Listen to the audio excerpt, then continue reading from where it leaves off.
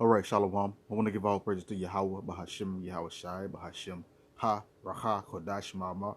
Double honors to the elder apostles and the elders of GMS. Salutations to the sincere Aki and pushing this truth and sincerity around the four corners of this earth.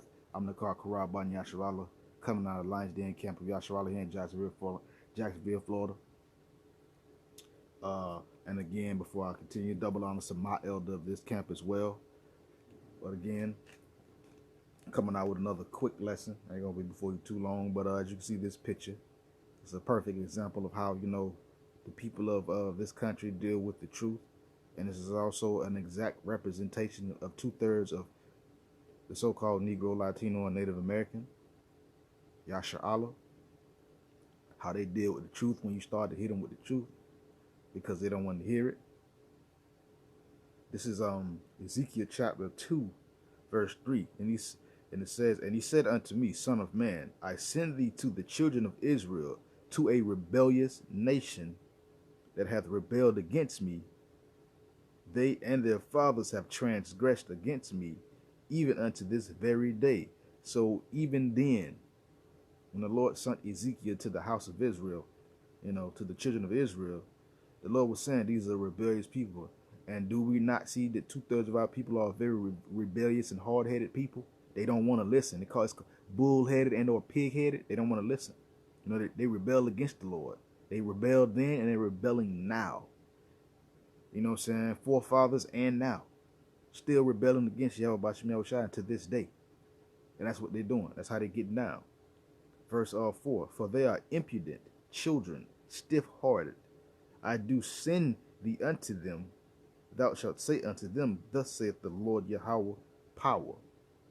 Now this is a definition for impudent. It says without shame, shameless.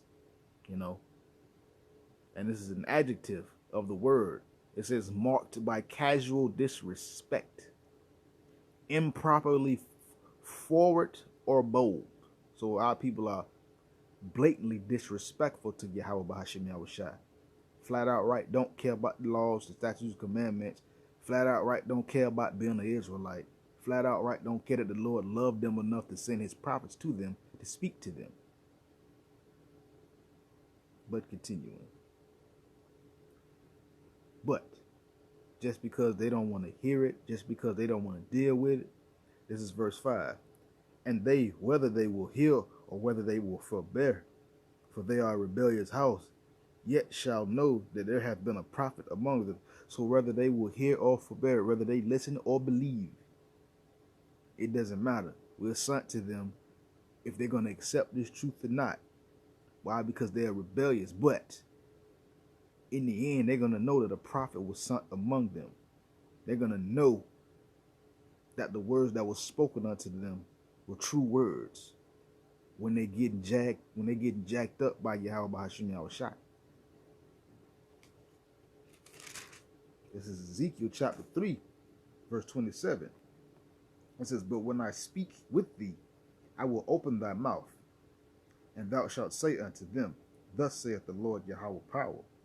He that heareth, let him hear, and he that forbear, let him forbear, for they are rebellious children." So again, because in the previous verse, the Most High, he made Ezekiel's tongue cleave to the roof of his mouth, so he couldn't talk. But later on, when the Lord said, "When I send you to them, tell them what I said." He says, "When I speak with you," he said, "I'm going to open your mouth so that you can tell Yasha Allah what I'm saying." This is whether they hear or forbear, whether they hear it and listen or bypass it. It doesn't matter. Still tell them why, because they're rebellious people. And 2/3 of our people are just as hard-headed, hard-hearted, stiff-hearted as they can be. Pig-headed and bull-headed. They think they know everything. Jake, the only one on the planet that know everything, is still stupid. Every time you say something to Jake, "Oh yeah, I knew that." No, you didn't. Jake capped out. You call Jake the master of capping. Because that's all he do. He cap. Jake just be capping about everything. Last point. This is Romans chapter 3, verse 3. For what if some did not believe? Shall their unbelief make the faith of Yahweh without effect? So what if some did not believe? We got to know 2/3 of our people don't believe. So guess what?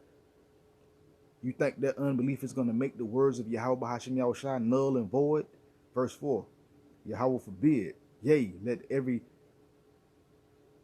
Yahweh be true, but every man a liar, as it is written, that thou mightest be justified in thy sayings and mightest overcome when thou art judged. So again, Yahweh forbid, meaning no, let the Most High be true and every man a lie.